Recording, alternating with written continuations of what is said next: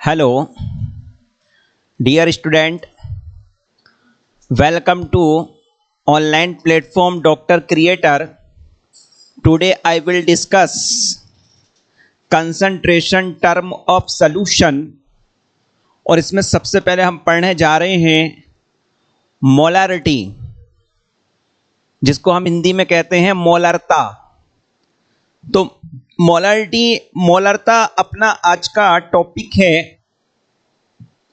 तो how to define this, इधर देखिए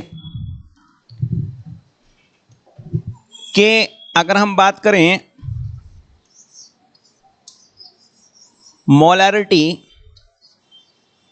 इसका रिप्रेजेंटेशन होगा कैपिटल एम। इसको हम बोलते हैं मोलरता। यस, मोलरता कैसे डिफाइन करते हैं कि number of mole of solute, number of mole of solute present in fixed या यूनिट वॉल्यूम ऑफ सॉल्यूशन। तो नीचे आएगा volume of solution in litre. तो स्टूडेंट, यहां सॉल्यूशन चैप्टर में जितनी भी हम कंसंट्रेशन टर्म पढ़ेंगे तो उनमें एक की फंडा क्या होगा कि ऊपर हमेशा हम किसकी बात करेंगे, सॉल्यूट की, और जनरली नीचे किसकी बात होगी, सॉल्यूशन की। कुछ कंसंट्रेशन टर्म आएंगी ऐसी कि जिसमें हम नीचे सॉल्यूशन की बात नहीं कर रहे होंगे, जैसे मोलालिटी। लेकिन मैक्सिमम टाइम्स आप एक की फंडा याद कर लें, और की फंडा ये है कि ऊपर हमेशा सॉल्यूट होगा, नीचे क्या होगा, जनरली सॉल्यूशन। इससे आपके सारे फॉर्मूला किस पर होंगे साहब, टिप्स पर होंगे। तो पहला हमने देखा capital M, mole of solute present in a unit या फिक्स्ड वॉल्यूम ऑफ सॉल्यूशन। तो यहां से अगर हम देखें, m is equal to n by V in litre. Yes, n by V in litre.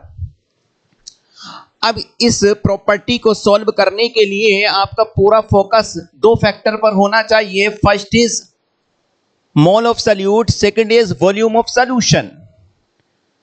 तो फॉर्मूले को भी अगर लर्न करना है तो ध्यान से करना है कि ऊपर क्या आता है, सॉल्यूट की बात होती है, नीचे किसकी बात होती है, सॉल्यूशन की बात हो रही है।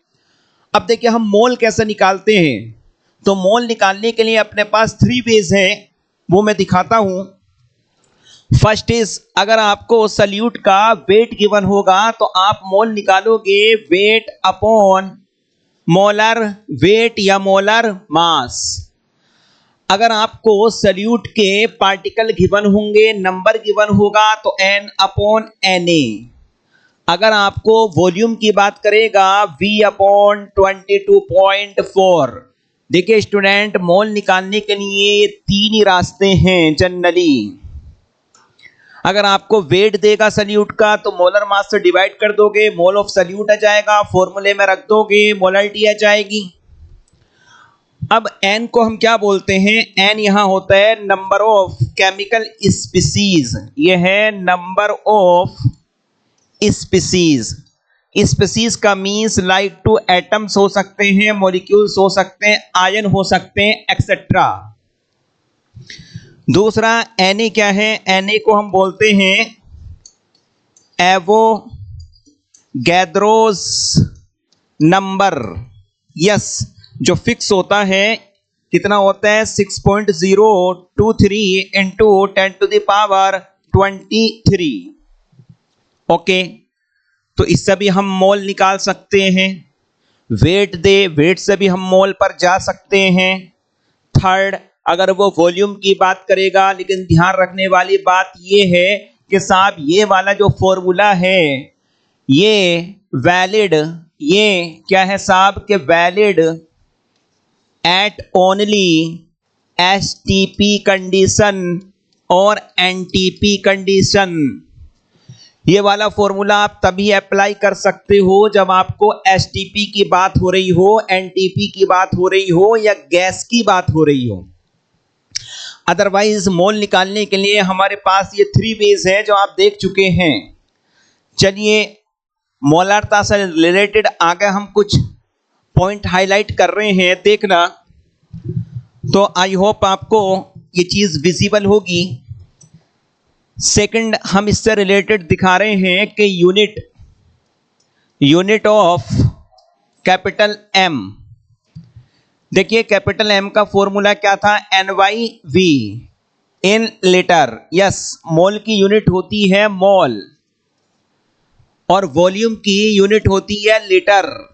तो यहां से जो यूनिट बनी वो क्या बनी, मोल और liter inverse. Yes, second property, first is formula, second is unit of M और यूनिट क्या बनी, मोल लीटर इनवर्स। थर्ड हम देख रहे हैं कि क्या ये चीज टेम्परेचर डिपेंडेंट है या इंडिपेंडेंट है। तो यस, देखिए अगर हम m की बात करें तो m में क्या है, mole upon volume in litre, और मोल किसको रिप्रेजेंट करता है, mole just like counting unit having with fixed entities और values 6.023 into 10 to the power 23। तो मोल तो साहब एक नंबर है और नंबर कभी भी टेम्परेचर डिपेंडेंट नहीं होता।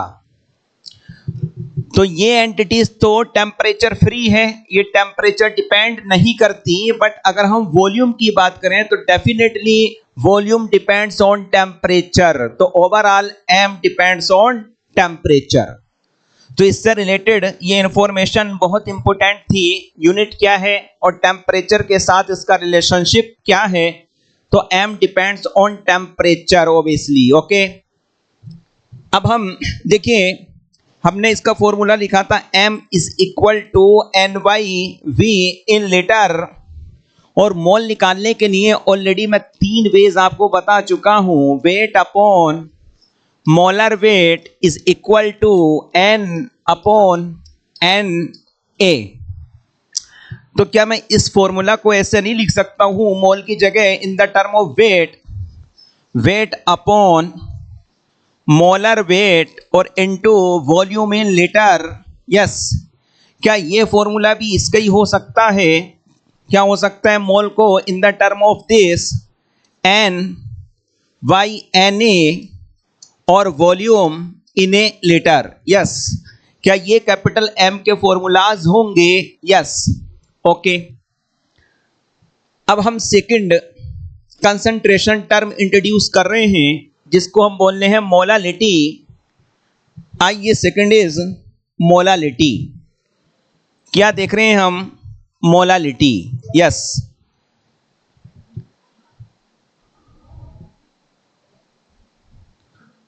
तो मोलालिटी क्या है जरा देखेंगे। Second is molality. Molality representations क्या होगा, small m। How to define this, number of mole of solute present in a fixed या 1 kg weight of solvent. Yes, इन दोनों में अगर हम देखें तो की डिफरेंस क्या है साहब, की डिफरेंस ये है कि मोलारिटी में भी ऊपर मोल आते हैं, मोलालिटी में भी मोल आते हैं, बट कैपिटल M में मोलारिटी में आप देखेंगे नीचे किसकी बात होती है, वॉल्यूम ऑफ सॉल्यूशन की। यहां किसकी बात हो रही है, wait of solvent in kg। ठीक है, तो यहां से अगर हम देखें तो यहां लिखेंगे कि number of mole of solute present in given amount या 1 kg amount of solvent W in kg। yes, where W weight of solvent in kg। Capital W क्या है, ये है अमाउंट या weight of solvent in kg। Yes, तो in short small m is equal to NYW in kg। Yes. और capital M साहब क्या था, यही लिखता हूं मैं, capital M is equal to, यहां भी मोल की बात होती है बट नीचे क्या है, volume of solution in litre. I hope ये चीज आप देख रहे होंगे। यस, देखिए हम मोल निकाल सकते हैं। वेट ऑफ सॉल्वेंट कैसे कैलकुलेट करते हैं, मैं इसकी बात कर रहा हूं कि how to calculate weight of solvent. आप जानते हैं कि जो सॉल्यूशन है वो एक होमोजीनियस मिक्सचर है, और अपने सिलेबस में जो सॉल्यूशन है वो कौन सा है, बाइनरी सॉल्यूशन। ऐसा सॉल्यूशन जिसमें दो कंपोनेंट होमोजीनियसली इंटरमिक्स हो, होमोजीनियसली क्या हो, इंटरमिक्स।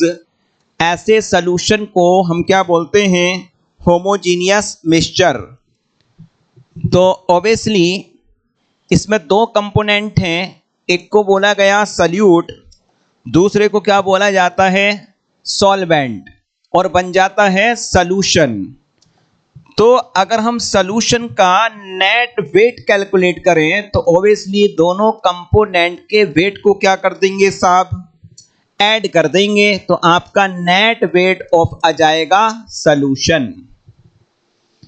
जैसे अपने पास ये एक डायग्राम है, इसमें कुछ अमाउंट ऑफ सॉल्यूट है और कुछ अमाउंट ऑफ सॉल्वेंट है, और अगर मुझे ये net wait of solution calculate करना है तो इन दोनों के वेट को मैं क्या कर दूंगा, डायरेक्टली ऐड कर दूंगा। तो यहां से मैं लिख सकता हूं कि weight of solution is equal to, क्या बना, वेट ऑफ सॉल्यूट या मास ऑफ सॉल्यूट प्लस क्या बना, वेट ऑफ सॉल्वेंट। और आपको जब कैलकुलेट क्या करना है, मोलालिटी, तो आपको क्या रिक्वायर होगा, wait of solvent in KG. तो मैं यहां से बहुत आराम से वेट ऑफ सॉल्वेंट निकाल सकता हूं। वेट ऑफ सॉल्वेंट यहां से अगर देखें तो क्या आ जाएगा, इसको मैं इधर ले जाऊं, ये माइनस में हो जाएगा, तो यहां से वेट ऑफ सॉल्वेंट क्या आ रहा है कि वेट ऑफ सॉल्यूशन माइनस क्या आ जाएगा, वेट ऑफ सॉल्यूट। यस, तो ऐसे हम किसी भी सॉल्वेंट का वेट कैलकुलेट कर सकते हैं। नोट कीजिए ये फॉर्मूला, फिर आगे बढ़ते हैं।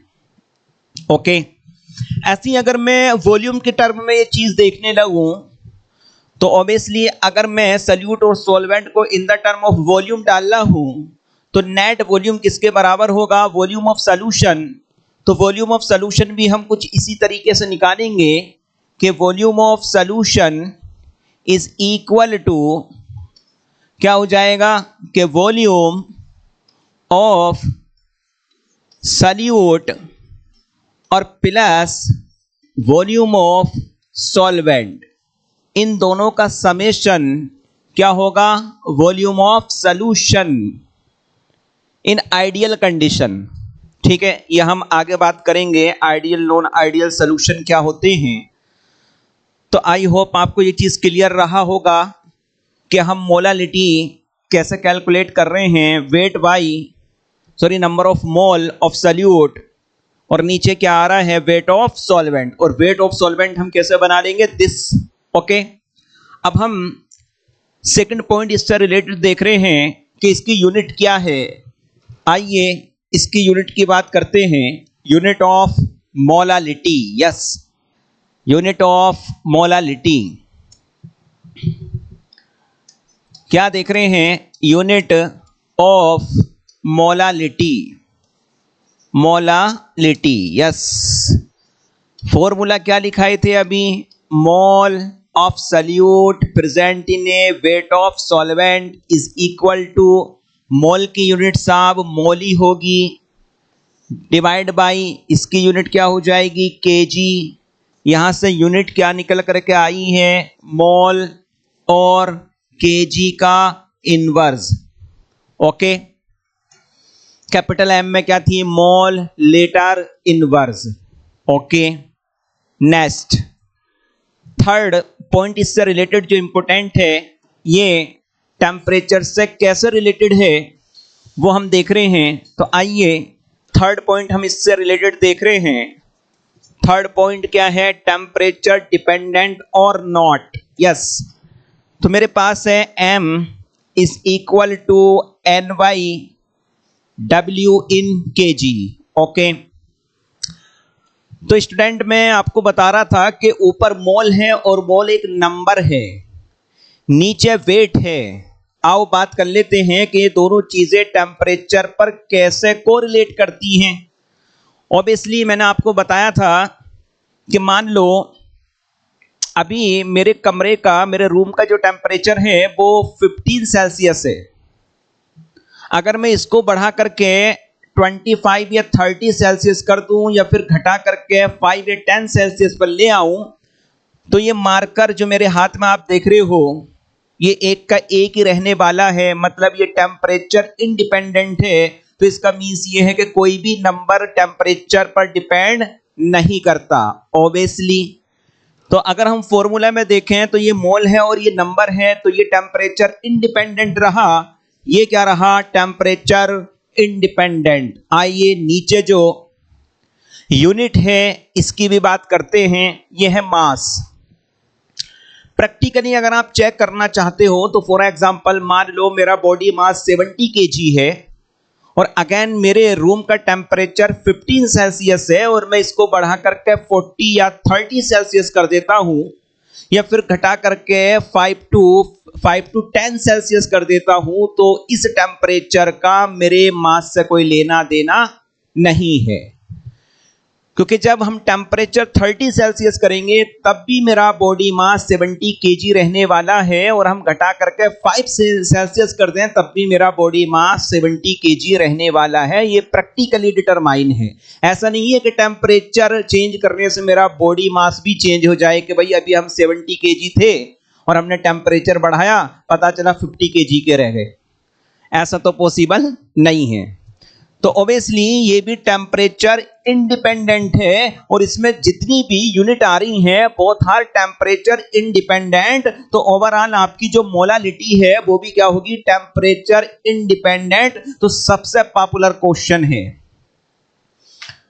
तो हमने एक कंसंट्रेशन टर्म पर ही, जो टेम्परेचर इंडिपेंडेंट है वो क्या है? मोलालिटी। आई होप आपको दो कंसंट्रेशन टर्म के बारे में चीजें क्लियर हो गई होंगी, कैपिटल एम और स्मॉल एम। अब हम थर्ड इंट्रोड्यूस कर रहे हैं, नॉर्मलिटी। देखिए स्टूडेंट, हम सारी कंसंट्रेशन टर्म को फिनिश कर लेंगे, फिर एक लेक्चर इन पर बेस्ड सारे क्वेश्चन कराएंगे आपको, ठीक है? तो जितनी कंसंट्रेशन टर्म है हम इसको एक बार में फिनिश कर लेंगे। फिनिश करने के बाद एक टर्म रखेंगे जिसमें हम इससे रिलेटेड सारे टाइप की प्रॉब्लम को सॉर्ट आउट कर रहे होंगे।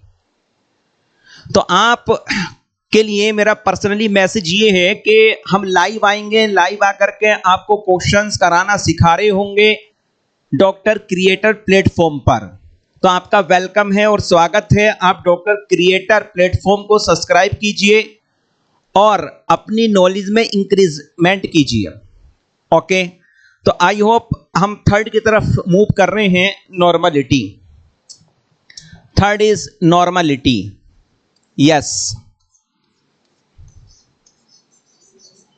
नॉर्मलिटी रिप्रेजेंटेशन होगा कैपिटल एम, रिप्रेजेंटेशन होगा कैपिटल एम।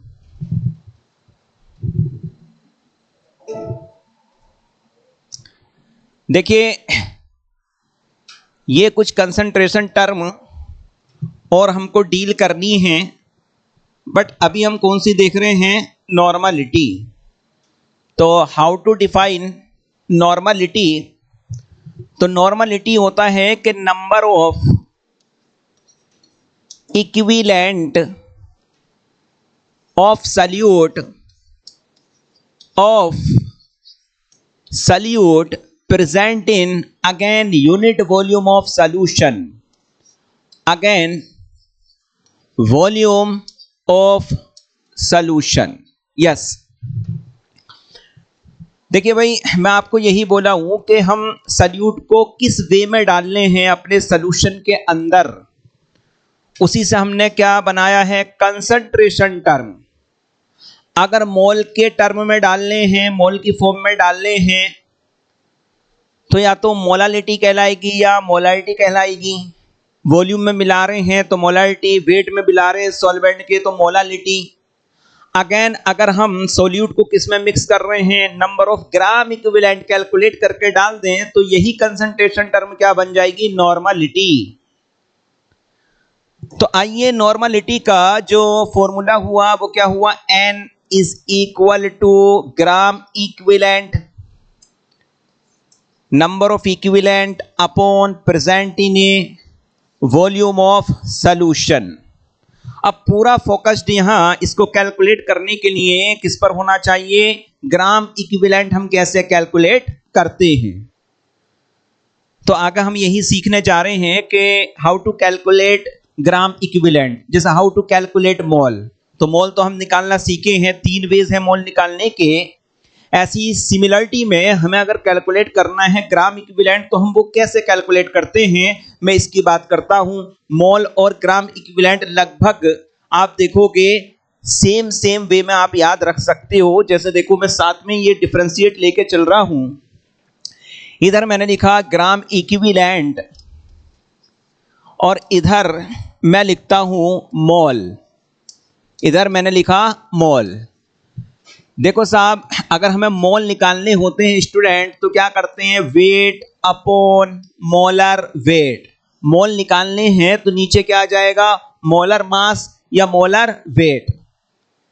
ऐसे ही आप किसको याद रख सकते हैं, ग्राम इक्विवेलेंट को। अगर आपको इक्विवेलेंट या ग्राम इक्विवेलेंट निकालना है तो जैसे हमने मोल निकालना था तो यहां वेट लिखे, यहां भी सेम क्या लिखेंगे, वेट। अगर मुझे मोल निकालने होंगे तो मोलर मास और इक्विवेलेंट निकालने होंगे तो क्या लिख देंगे, इक्विवेलेंट मास। तो नीचे क्या डाल देंगे, इक्विवेलेंट मास। ये डिफरेंस है बस। आई होप आपको फॉर्मूला लर्न करने में कोई दिक्कत नहीं होगी। मोल निकालना है तो मोलर मास, इक्विवेलेंट निकालना है तो इक्विवेलेंट मास। ओके, अब ये है कि किसी भी गिवन कंपाउंड के लिए आप MW तो कैलकुलेट करना ऑलरेडी जानते हैं। मोलर मास आप निकाल सकते हो किसी भी कंपाउंड का। कंपाउंड जिन एटम से मिलकर के बना है उन्हीं एटम के एटॉमिक मास का समेशन क्या दे देगा आपको, मोलर मास। आइए इधर देखते हैं कि इक्विवेलेंट मास कैसे निकालते हैं। अपना पूरा फोकस्ड इस पर है। Yes, how to calculate equivalent mass. तो इक्विवेलेंट मास निकालते हैं molar mass oblique atomic mass oblique atomic mass divide by valency factor या एन फैक्टर। यस, अब देखिए अगर आपका सैंपल मॉलिक्यूलर फॉर्म में है तो उसके लिए हम क्या बोलेंगे, मोलर मास, और एटॉमिक फॉर्म में है तो उसके लिए क्या बोल देंगे, एटॉमिक मास। ओके, जैसे मान लो आपके पास H2 है तो ये मॉलिक्यूलर है, ये क्या है, मॉलिक्यूल्स। इसके लिए क्या डिफाइन होगा, मॉलिक्यूलर मास। बट अगर ये एटॉमिक फॉर्म में आ जाए तो इसके लिए क्या डिफाइन कर देंगे, एटॉमिक मास। तो आई होप ये निकालना टिपिकल नहीं होगा। अब अगेन पूरा फोकस हम किस पर करने जा रहे हैं, बैलेंसी फैक्टर, क्योंकि ये चीज तो अंडरस्टूड रहेगी बट ये दिक्कत आपको करेगा बैलेंसी फैक्टर। तो इस दिक्कत को कैसे रिमूव करना है हम बात करते हैं। यस, तो हम 3 केस में बैलेंसी फैक्टर पढ़ने जा रहे हैं। Valency factor for acid, valency factor for acid, valency factor for base और valency factor for salt.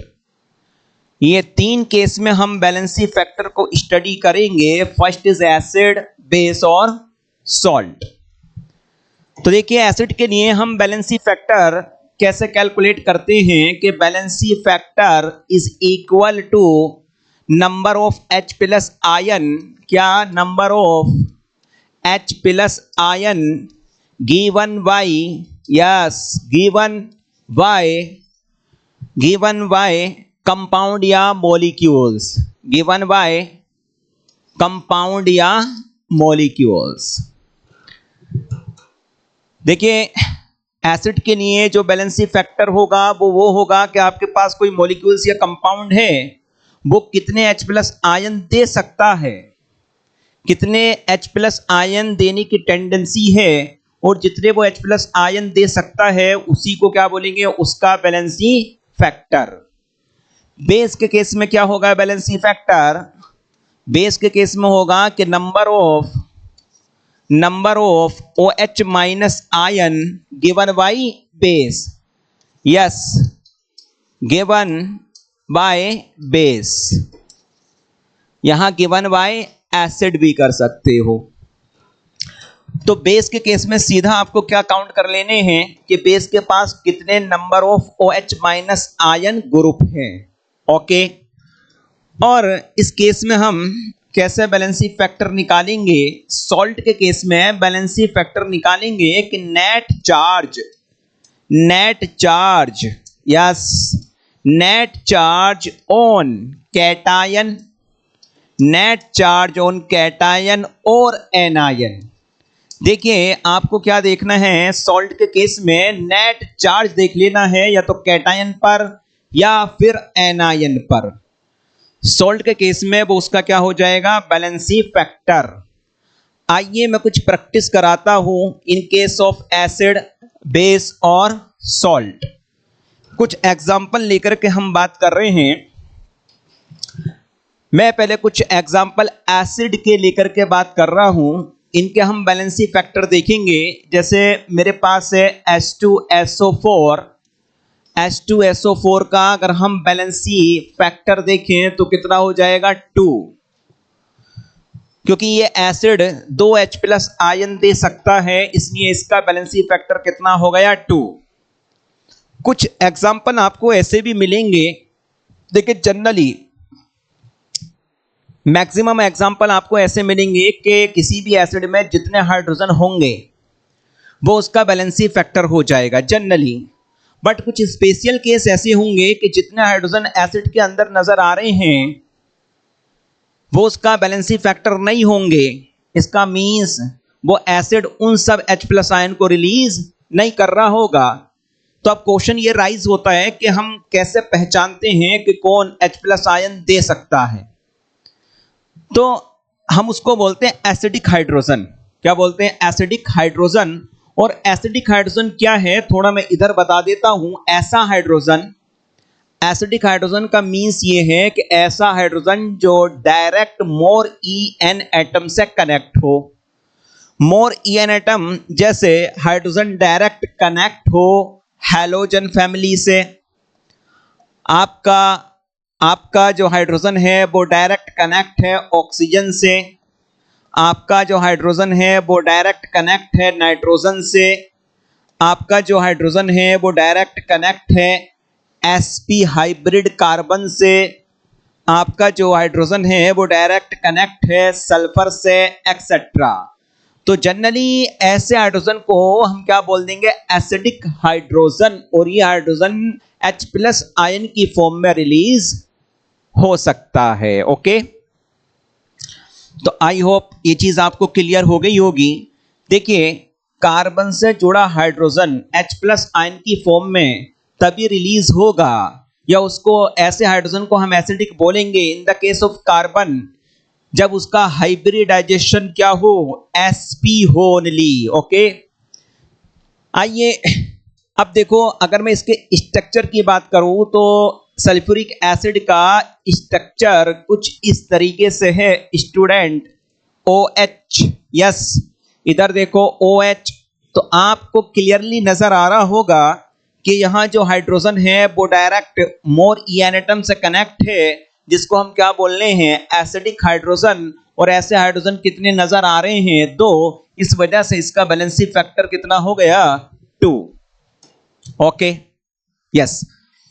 Again अगर मैं देखूं कि HCl का बैलेंसिंग फैक्टर कितना है, तो आप बोलेंगे इज इक्वल टू 1। HCN का बैलेंसिंग फैक्टर कितना हो जाएगा, अगेन 1। यही अगर मैं बात करूं एसिटिक एसिड, यस CH3COOH जो एक अच्छा केस बनता है। अगर इसके बैलेंसी फैक्टर की बात करें तो देखो डियर, यहाँ हाइड्रोजन तो 4 है बट बैलेंसी फैक्टर कितना है, 1 है। आइए इसको सीखते हैं कि इसका बैलेंसी फैक्टर 1 क्यों बोल रहे हैं, जबकि हाइड्रोजन कितने हैं इसमें, ओवरऑल 4 हाइड्रोजन।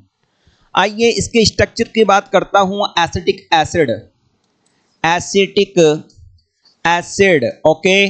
अगर इसके स्ट्रक्चर की बात करें तो ये कार्बन और ये हाइड्रोजन, ये हाइड्रोजन, ये हाइड्रोजन, क्या लिखे थे, CH3COOH, C double bond O और इज इक्वल टू OH, तो CH3COOH।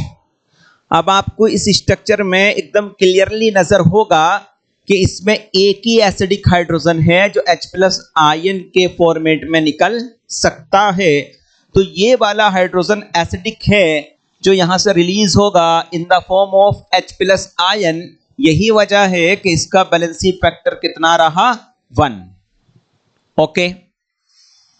कार्बन से H+ आयन तभी रिलीज होगा जब उसका हाइब्रिडाइजेशन क्या हो, sp, और इस कार्बन का हाइब्रिडाइजेशन तो sp3 है, ओके। कुछ और स्पेशल केस लेते हैं, जैसे oxy acid of phosphorus. Yes, oxy acid of phosphorus में अगर हम देखें तो रहा H3PO4, second is H3PO3, third is H3PO2। देखिए मैं इनके लिए पहले ट्रिक बता देता हूं कि इन तीनों के लिए आपको बैलेंसी फैक्टर कैसे याद रखना है, उसकी ट्रिक क्या है उसको हम बात करते हैं। तो ट्रिक ये है, पहली बात तो कि ऑक्सी एसिड ऑफ फॉस्फोरस में जितने ऑक्सीजन हो उससे एक कम उसका बैलेंसी फैक्टर होगा। जैसे यहां अप्लाई करते हैं H3PO4 में नंबर ऑफ ऑक्सीजन 4 हैं, इससे एक कम इसका बैलेंसी फैक्टर होगा, तो इसका बैलेंसी फैक्टर हुआ 3। यस, इसकी बात करते हैं, इसमें नंबर ऑफ ऑक्सीजन 3 है तो इससे एक कम इसका बैलेंसी फैक्टर हो जाएगा, तो इसका बैलेंसी फैक्टर हुआ 2। और अगर यहां इस कंपाउंड में देखें तो नंबर ऑफ ऑक्सीजन 2 है, उससे एक कम इसका बैलेंसी फैक्टर हो जाएगा, तो इसका बैलेंसी फैक्टर हुआ 1। ये तो अपना एक ट्रिक और फंडा हो गया कि हम कैसे याद रखें जो स्पेशल केस होते हैं। आइए अब हम इसके पीछे का रीजन और लॉजिक जानना चाहते हैं कि ऐसा क्यों हुआ, जबकि सभी में नंबर ऑफ हाइड्रोजन तो 3 हैं। तो बच्चे के माइंड में ये आ सकता है कि सभी का बैलेंसी फैक्टर 3 होना चाहिए, लेकिन नहीं है ऐसा, वही मैं दिखाने की कोशिश कर रहा हूं। आइए मैं इसका स्ट्रक्चर बनाता हूं H3PO4 का। तो H3PO4 का स्ट्रक्चर आप देखोगे तो कुछ इस तरीके से है, OH अगेन OH। तो इस स्ट्रक्चर को एनालाइज करो। जब आप इस स्ट्रक्चर को देख रहे होंगे तो आप इस बॉन्ड को देखो, ये हाइड्रोजन क्या है, एसिडिक, मोर EN एटम से डायरेक्ट कनेक्शन में है। अगेन ये हाइड्रोजन भी एसिडिक है क्योंकि ये डायरेक्ट कनेक्शन या कांटेक्ट में है मोर EN एटम के, और ये वाला हाइड्रोजन भी डायरेक्ट किसके कांटेक्ट में है, मोर EN एटम के। तो ओवरऑल आप देखोगे it is acidic again acidic again acidic. तो इस केस में आपके कितने H+ आयन गिवन हो रहे हैं बाय एसिड, 3। इस वजह से इसका बैलेंसी फैक्टर क्या हुआ, 3। इसकी बात करते हैं सेकंड मॉलिक्यूल्स मेरे पास है P डबल बॉन्ड O, क्या रहेगा, OH लिंकेज, कितने ऑक्सीजन है इस बार, 3 हैं। एक क्या रहेगा, OH लिंकेज, ये रहा, 3 हाइड्रोजन है बट ऑक्सीजन इस बार 3 है, तो यहां डायरेक्ट क्या आ जाएगा, हाइड्रोजन। यस स्टूडेंट, आप जानते हैं कि अगर मैं इसकी बात करता हूं तो देखिए ये डायरेक्ट हाइड्रोजन मोर ईएन एटम से कनेक्ट है तो again acidic H plus ion की फॉर्म में निकल जाएगा, again acidic H plus ion की फॉर्म में निकल जाएगा। लेकिन इन दोनों एटम को देखो जो एक दूसरे के साथ कनेक्ट हैं, इसका ईएन होता है 2.1 और इसका भी कितना होता है 2.1। अगर इन दोनों एटम का ईएन इक्वल है तो यहाँ जो बॉन्ड में इलेक्ट्रॉन है वो डीलोकलाइज नहीं है, तो इस पर जो इंड्यूस चार्ज है वो जीरो और इस पर भी जो इंड्यूस चार्ज है वो जीरो। यही वजह है कि यहां से हाइड्रोजन H प्लस आयन की फॉर्म में रिलीज नहीं होता। कितने H प्लस आयन मिले 2, इस वजह से इसका बैलेंसी फैक्टर हो गया 2। थर्ड मॉलिक्यूल्स को एनालाइज कर रहे हैं। थर्ड क्या है, P double bond O, again OH, oxygen सिर्फ इस बार 2 हैं तो 2 ऑक्सीजन मैं ले चुका हूं सिस्टम में, अब सीधे ही क्या ऐड कर देना है, हाइड्रोजन। आई होप आपको ये चीज क्लियर नजर आ रही होगी कि इस वाले मॉलिक्यूल्स में सिर्फ एक ही हाइड्रोजन एसिडिक है, यही वजह है कि इसका बैलेंसी फैक्टर इस बार कितना रहा, 1 रहा है। आई होप आपको ये चीज बहुत क्लियरली नजर आ रही है, आप इसका एक स्क्रीनशॉट ले सकते हैं। यस, आइए नेक्स्ट हम देख रहे हैं valency factor for base. Acid में जहां थोड़े से स्पेशल केस थे मैंने दिखाने की कोशिश किया हूं, अब हम देख रहे हैं बेस के लिए बैलेंसी फैक्टर कैसे कैलकुलेट करना है। फॉर्मूला मैं ऑलरेडी आपको बता चुका हूं कि कैसे हम बैलेंसी फैक्टर फॉर बेस देखते हैं। फॉर एग्जांपल मेरे पास है NaOH और NaOH में number of OH group he count कर लो सीधा, कितना है 1।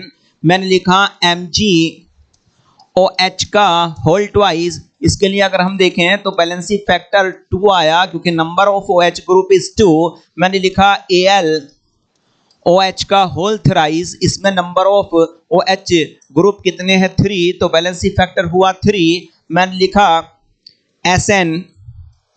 SnOH का होल 4, यहां अगर आप देखोगे तो number of OH minus group कितने हैं 4, तो इसलिए इसका बैलेंसी फैक्टर हुआ 4।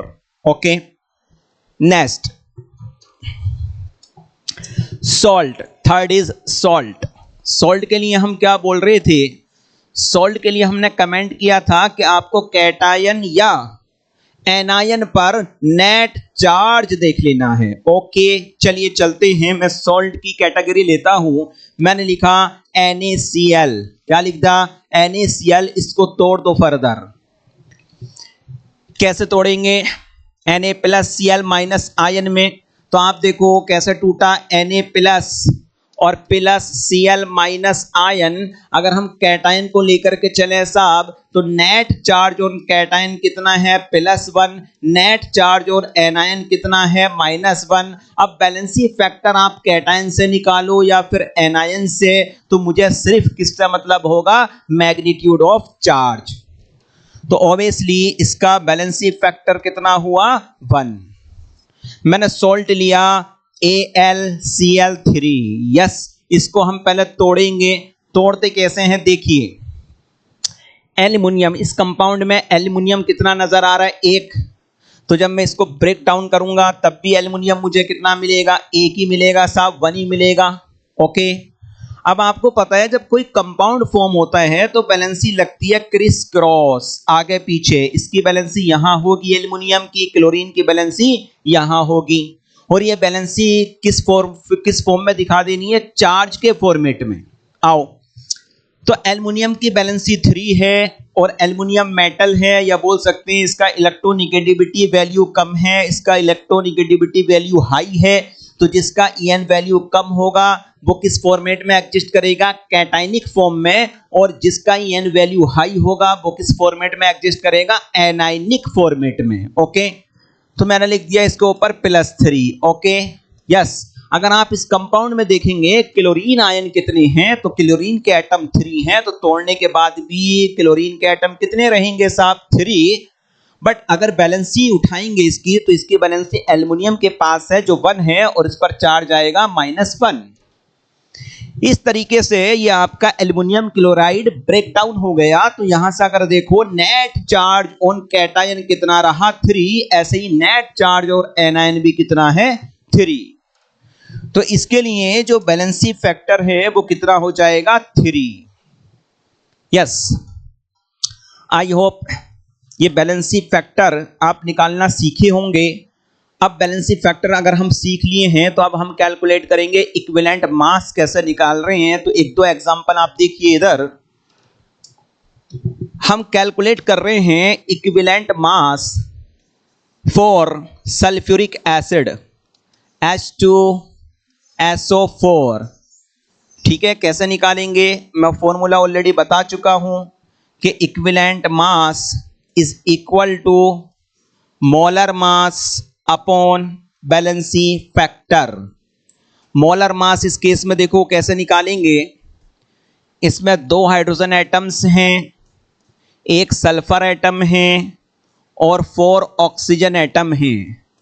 2 × 1 ग्राम 1 हाइड्रोजन, अगर हम हाइड्रोजन के मास की बात करें 1 ग्राम प्लस सल्फर का कितना होता है 32 ग्राम प्लस 4 और ऑक्सीजन का कितना हो गया 16 ग्राम।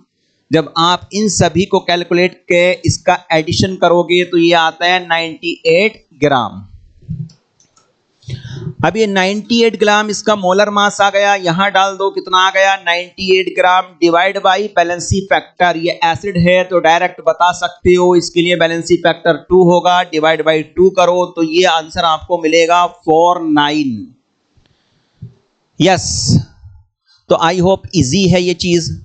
जैसे आओ valency factor calculate for HCl, किसके लिए निकालने हैं HCl के लिए हम क्या निकालने हैं इक्विवेलेंट मास। तो इक्विवेलेंट मास के लिए मुझे क्या चाहिए molar mass upon valency factor. Again molar mass देखो कितना हो जाएगा, क्लोरीन का 35.5 एक हाइड्रोजन का, तो ये बना 36.5 और डिवाइड बाई 1 तो कितना आ गया 36.5। ठीक है, तो आई होप इस तरीके से हम किसी का भी EM निकाल सकते हैं। अगर EM आ गया तो नॉर्मलिटी आ जाएगी। ठीक है, क्योंकि नॉर्मलिटी का फॉर्मूला हम क्या लिखाए हैं कि normality is equal to gram equivalent upon volume in litre. Gram equivalent कैसे कैलकुलेट कर रहे हैं, वेट अपॉन क्या इक्विवेलेंट मास जो हम कैलकुलेट करना सीखे हैं volume in a litre. Yes yes, तो आई होप ये चीज आपको क्लियर होगी। ऑल द बेस्ट, अगले टर्न पे फिर मुलाकात होती है।